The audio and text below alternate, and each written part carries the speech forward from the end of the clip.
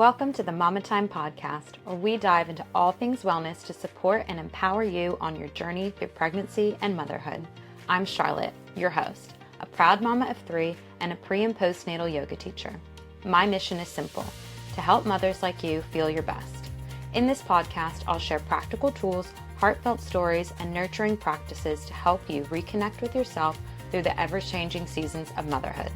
Because while you're busy caring for everyone else, I'm here to remind you of something so important.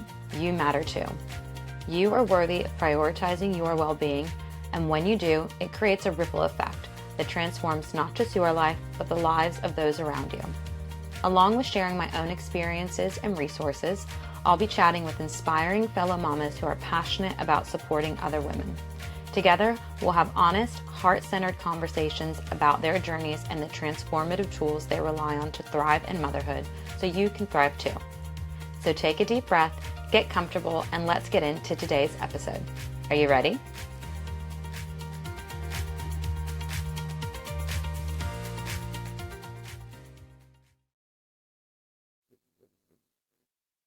Hello, welcome. Thank you so much for joining me today.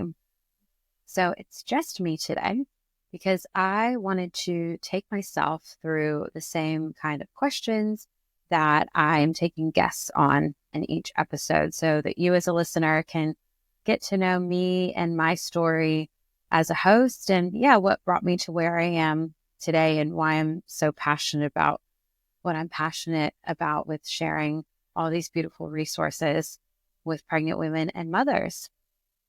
So we will get straight into it. So if you're not familiar with me, my name is Charlotte from Mama Time, and I love sharing yoga and mindfulness tools with women through pregnancy and postpartum and into the different stages of motherhood. I teach in-person classes here where I live on the Gold Coast in Australia. I have online programs, and now I have this beautiful podcast where we get to hear from even more women about the resources that they are supporting mothers with. So how did I get here? Well, I had my first son in 2019, but I was actually a stepmom for 5 years before that. So I have a beautiful stepdaughter. I got married to her dad when she was just 3 years old. And so I felt like I had a pretty good understanding of parenthood. At that point, I'd had quite a bit of experience as a step parent, but I knew that I had really no idea about, pregnancy or the newborn stages or, all the things I missed prior to her being 3, right? So when I got pregnant with Henrik, so this was in 2019, it was totally new for me, of course, my first pregnancy. But I just absolutely loved being pregnant. I had the most beautiful pregnancy with him. And I almost feel bad saying that because I know that's not the experience for so many women, but it was for me. And it actually really surprised me how much I loved being pregnant because I was so freaked out about pregnancy growing up. It's just, I don't know why. It's something that just felt, I guess, unpredictable and just something that scared me a little bit, but I was just surprised by how much I loved it. I felt so connected to him the minute I knew he was there and just so amazed by my body and like what it was able to do. Like, I know it sounds kind of funny to say, but I hope I'm not the only one of his experiences, but just like, wow, my body is doing this. It is growing another life. Like me, before I was pregnant, hearing someone say that, I would have been like, yeah. But actually going through it myself, it was so special and just probably one of my favorite experiences. And so, I had a really good pregnancy with him. I did all the things. I was teaching yoga prior to that. So I kept up my my pregnancy yoga. And I just loved how it really softened everything in my life, especially my yoga practice. I had been very focused on, like, oh, well, my yoga practice is successful if I'm able to get into a headstand or, things like that. Being pregnant really stripped those elements away where I had to get into the softer and really the more traditional side of yoga, focusing on the other 8 limbs, the mindfulness components and really how it felt in my body, not just what it looked like. So I loved that peeling back, that softening, that nurturing, more restorative approach to my practice was so beautiful. And yeah, just being amazed by my body, being appreciative of my body and not so critical of it. That was a big one for me. Like many women, that's something I've struggled with for my whole life. And yeah, just really honoring my body for how incredible it was and still is. So I just loved that. As I said, like I said, I did all the things. I kept up my prenatal yoga. I did prenatal Pilates. I did a hypnobirthing class, and I was all set to have, the most beautiful, unmedicated water birth. And that didn't happen for us. He was a really big baby and like actually was. I know a lot of people are told that their baby is, a certain percentile, but they were dead on. He was a big baby. He was in the 95th percentile. Long story short, we ended up having an emergency C-section with him. So it didn't feel like an emergency, to be honest. It was quite calm in the sense of like we had time to be consulted and make the decision that that's what we wanted to do. That is the route that we ended up going down. And while I'm so grateful that he came safely, he was perfectly fine and healthy. But I felt like I had been hit by a bus. Like I was very calm. I still used all my, hypnobirthing techniques, my breath work. I had my hypnobirthing meditation music and affirmations playing in the background while they were doing like the C-section surgery. I got to pick all that. So it was still a beautiful experience, but I felt like I'd been hit by a bus. Like after 14 hours of very active labor and then a major surgery, you're just like, it's a lot. But also, of course, I was so happy to finally be meeting my baby and hold him in my arms. And it was just like the most like roller coaster, wild experience. But he came, a lot of people were worried about me that I was going to be so upset that I didn't have the birth that I wanted to have. And actually, I really didn't care. I know that sounds strange. And I would be surprised hearing myself say that because I was so focused on that in my pregnancy, having like the perfect birth. But I was just very grateful that he was healthy. I was healthy. There weren't really any complications. And now I was just like, wait, now I'm in the postpartum phase and like forget the pregnancy. Now I have to figure out how to take care of myself and, my baby. And I was so in love with him, like just in the most beautiful love bubble with this new baby, like so happy. I remember my husband looking over at me one morning once we were home from the hospital. I was sitting on the couch with him and he was just like, wow, somebody loves being a mommy. And I was like, I do. I was just, I felt like I was where I was meant to be in the world. I had a good postpartum experience in the sense that I was so happy and in love and connected to him. And we probably had a very typical experience where it was also very, very stressful. In my case, breastfeeding was very important to me, but I really struggled with him with that in the beginning, just getting his latch down, even know, like, how do you know a baby's feeding properly if you've never done it before? It's like, it's a lot to learn. So my nipples were absolutely destroyed. He was losing too much weight in the beginning in those, first few days. And I remember a midwife coming to the house and, telling me all this, that, you should be expressing this way and bottle feeding him so that he gets the nutrients. He's lost too much weight. And I just remember feeling like an absolute failure in that moment. And it just goes to show that you can be having two completely different experiences. So, feeling two very different things at the same time, and they can both be true. I was so in love, but so overwhelmed. This was like probably 5 days in. So very much still in that baby blues period. I was experiencing sleep deprivation in a way I never had before. And just trying to learn a completely new skill set, taking care of this baby while also in recovery from a C-section. Like it was so much. And like I said, a very typical experience. I think most moms that I've spoken to have felt this way. I looked at it as like this wild initiation. Like, wow, every mom that I know has gone through something like this. If it's not that, it's something different. And it just made me appreciate the mothers in my life so much. And like, yeah, it made me realize how I wish I had looked more into the postpartum side of things when I was pregnant rather than, focusing so much on the birth. But, hindsight is 2020.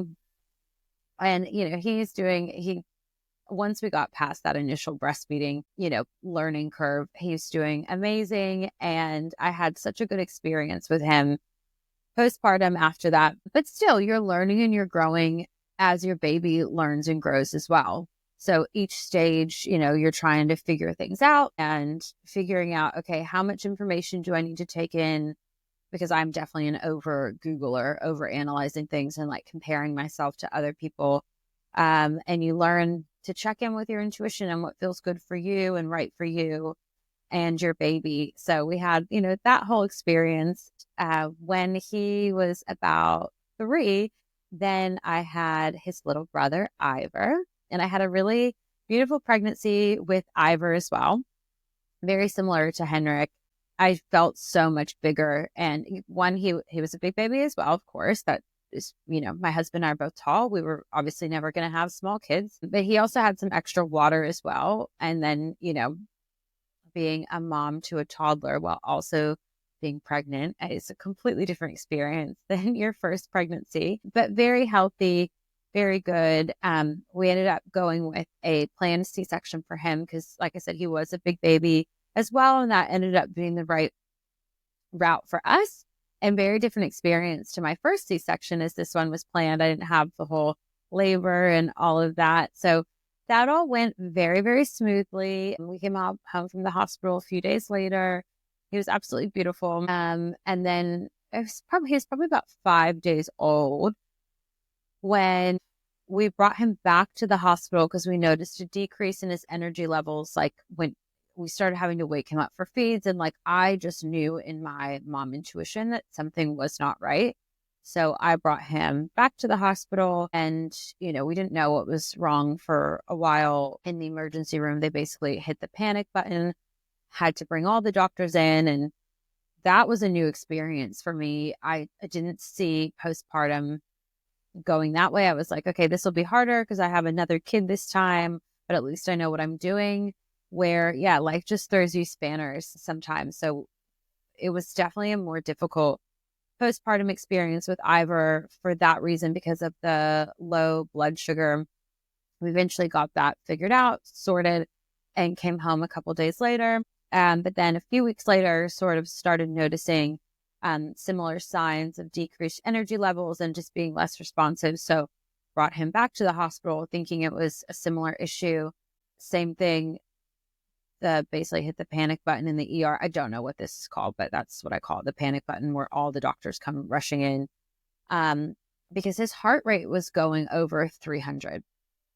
And so it turns out that he had something called SVT, which I'm not even going to try to pronounce what that stands for. And how they basically bring the heart rate back down in little babies like that is they dunk their head in a bucket of ice water or put an ice bag and like press it against their face. He's 3 weeks old at this point, so I'm watching all this be done to my tiny baby. Or they inject them with some medicine if those other things don't work to bring the heart rate back down. And so that was a lot. That tested me wholly and completely. We were then transferred from where we live on the Gold Coast, the local hospital here, up to the Children's Hospital in Brisbane, about an hour away. We were in the ICU there for a few nights, and then to the cardiac ward, where we just had some time getting the right mix of medication and everything for him, and then came home. But that was a very isolating time for me. I didn't expect to be that isolated postpartum the second time around, but of course my husband had to be back down with the kids here. My mom had already gone back to the US at that point. So it was just me in a room with my baby who kind of needed me 24/7. I couldn't really leave that often or really any length of time. That really challenged me. And yeah, I really had to lean on all my practices at that point to just like stay okay and make it through that experience. But we both got through. He is doing amazing now. he's 2 years old and has completely outgrown the SVT. And yeah, you'd never even know that he had any of those experiences. So I'm incredibly grateful for that, of course.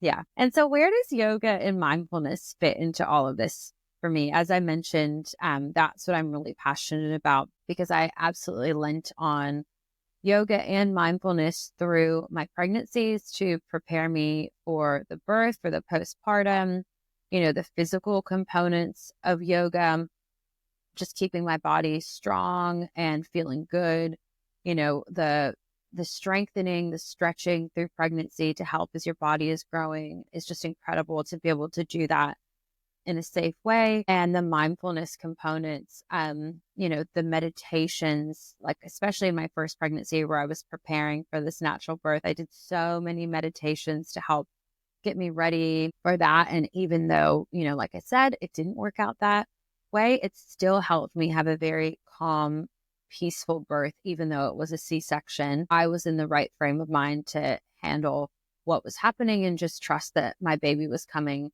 in the best way for him and that I was making the right choice in that. And then postpartum, oh my gosh, I just, like I said, it felt like this huge initiation to me. And I just remember thinking like, wow, I thought I needed these practices when I was pregnant. I need them so much more postpartum, because as I mentioned, and as every mom has experienced, the learning curve is so steep. You are recovering yourself. You've got this massive hormone drop and you're learning a completely new skill set to take care of your baby. And then, like I experienced in my second postpartum, all the things that come up in that and that continues through your child's life. You are constantly learning and growing and adapting and evolving to whatever stage of life is happening with them, is happening with you, and finding who you are and your identity in each stage of your kid's life. And even just adjusting to your growing family. Once we got home from the initial shock of Olive Ivor's medical issues and we got everything sorted, it was still an adjustment period for our family, having 2 young boys, having a now preteen stepdaughter, and just what that looked like for us as a family of 5 now at this point. Things are just chaotic and they're moving all the time. My house is full on, especially with the 2 boys. They're really loud. There's so much mommy, mommy, mommy. And there's so much overstimulation in motherhood. So what I find really important for me now is to just make sure I get time in for those practices, whatever it looks like. If I get some time to myself in the morning to do those, a little bit of yoga, a little bit of mindfulness, whether that's like a quick meditation, some time for prayer, some time for gratitude. I'm talking like 15, 20 minutes max. If I get 20 minutes to myself to do that, I am such a happy woman. It doesn't really look like that often, though. That's like the most ideal day. Most days I'm having a yoga practice that's being very interrupted. I've got kids coming in and out, and then I kind of get them set up enough where I can maybe have like 5 minutes to just sit in peace and have that stillness time to really just calm down, bring myself back down if I'm feeling heightened, if I'm feeling overstimulated, really just relax my nervous system back down. And if I get even a few minutes for that, I notice that how I respond for the rest of my day is completely different. When I don't get that time for myself to really like reset, I don't respond as nicely. I'm shorter and sharper with my words. And I don't take that time to pause when I notice that frustration is building up in me. And yeah, I respond without thinking a lot quicker, and it doesn't feel good. I don't feel like the best version of myself for me as a mom. On the contrast, when I am consistent and I do make even a couple minutes for myself, just to, again, regulate my nervous system, have that time for myself, move my body, feel good, feel calm, and ready to tackle the day or whatever time of day it happens. Sometimes it's not morning. I respond completely differently. The triggers are still there, right? My kids are still kids, but I can handle it completely differently. I can notice when that frustration is building up and give myself that time to pause and breathe and respond in a much better way. And that to me, I really feel like is my superpower in motherhood, is when I'm consistent with that, I can respond to those triggers in the way that I want to respond to it in a much more mindful way. And I don't let things get to me as much because I notice them as they come up and I can really think about them as they're coming up and handle them in the appropriate way. And like I said, I don't always get it right. I want to be so clear about that. I'll talk so much about this. That's the goal. The goal is to have those consistent practices that help you do that. But it's absolutely not about perfection. It's about learning each time. And sometimes I have those times where I am getting really frustrated easily. And it's that reminder that, yes, I need to keep coming back to these practices. I need that consistency. Like, oh yeah, that's why I do that, because it just makes me feel so much better and calmer and at peace in my body and in my mind. And I don't let those anxious thoughts run away in the same way that I do when I don't make time for those practices. And like I said, sometimes it's just a couple minutes in a seated position with my eyes closed, breathing. I love helping moms figure out what works for them, in those early postpartum stages, when you've got a baby and you're often breastfeeding first thing in the morning and like that's your alarm clock, like that's all right. Sit there with your baby, breastfeeding your baby, and just take a couple slow, deep, mindful breaths there before you pick up your phone and expose yourself to whatever craziness is happening on social media and in the world that day. Even just very simple swaps like that can make such a big difference in how you feel, and just making more conscious about how you're spending your time and how different things like that affect you for the rest of your day. My motto is very much something is better than nothing. So even if, you think you put your baby down for a nap and you think you've got this beautiful window to do all these things for yourself, even if you get 5-10 minutes into a practice and your baby wakes up and kind of, derails your plans, you still got that time for yourself. And that will still make a big difference.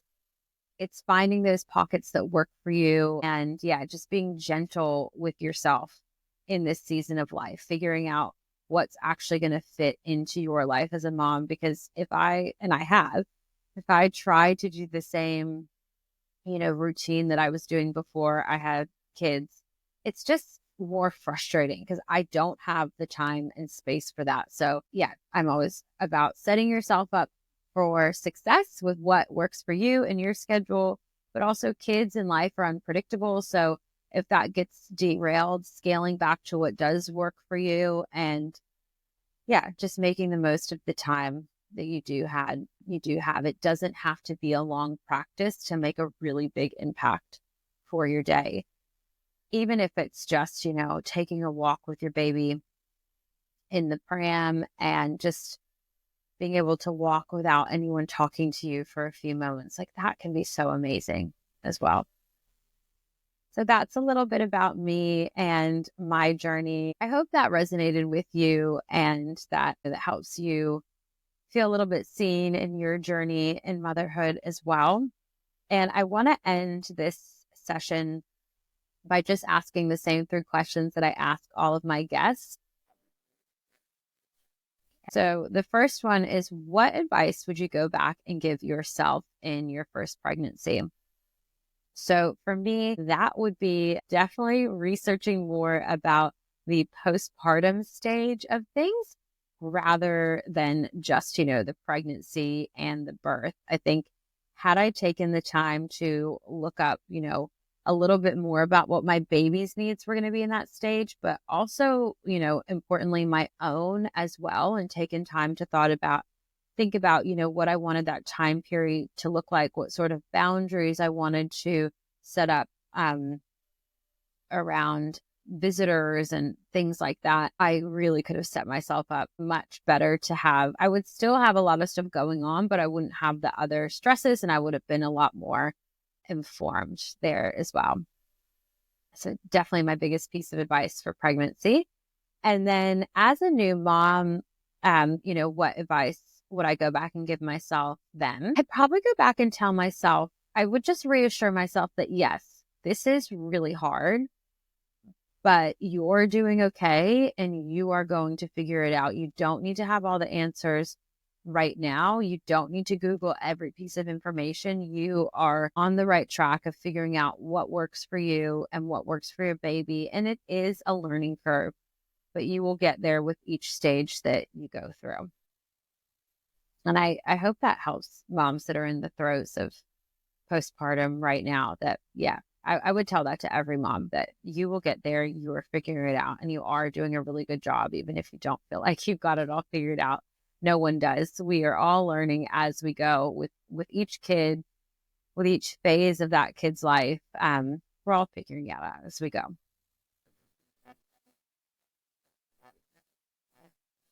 And then one thing that listeners can do today to improve their well-being, from my perspective, that would be just find a few minutes of time for you, whatever that looks like, whatever time frame you have, whatever feels good for you. Like I mentioned before, that can just be a very quick walk by yourself.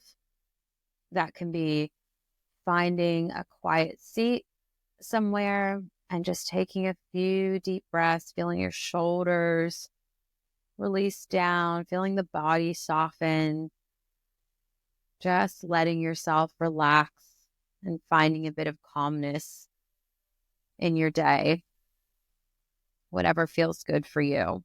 Even if it's not like a full-blown meditation or yoga practice, there's so many things that you can do quickly that can have really big and lasting benefits throughout your day.